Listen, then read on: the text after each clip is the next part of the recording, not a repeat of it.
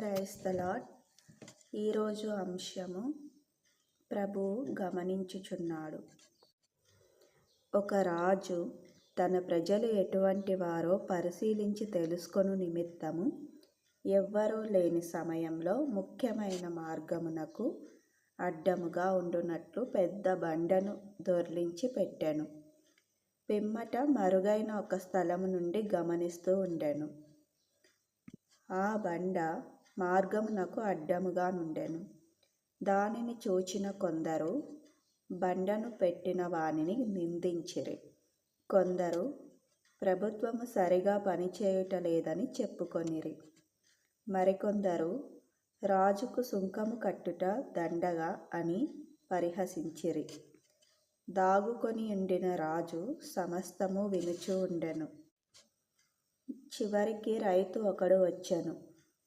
ఈ బండ ఎందుకు అడ్డంగా ఉండాలని అనుచు బహు ప్రయాసతో బండను ప్రక్కకు తొలగించెను. ఎంత ఆశ్చర్యము! బండ క్రింద రాజు ఉంచిన డబ్బు సంచి, బంగారు నాణెములు కనబడెను.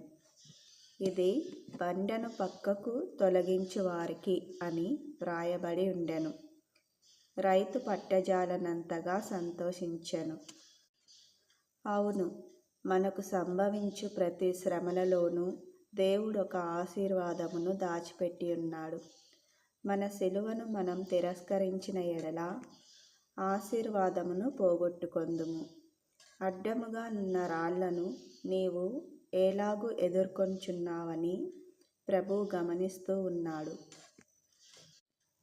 నేను నడుచు మార్గము ఆయనకు తెలియును.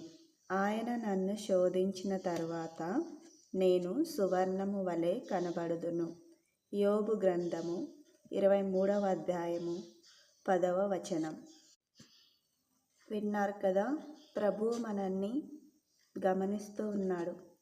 మనకు కొన్ని పరిస్థితులను అనుమతించి, కొన్ని పరిస్థితులను మన దృష్టికి వచ్చేలాగా చేసి మనం ఏ విధంగా స్పందిస్తామనేది మన దేవుడు గమనిస్తూ ఉన్నాడు. మనుషులు మనల్ని అపార్థం చేసుకొని నిందించి అవమానపరిచిన మన హృదయాలను ఎరిగిన దేవుడు మనకు తప్పకుండా మంచి ప్రతిఫలం ఇస్తాడు.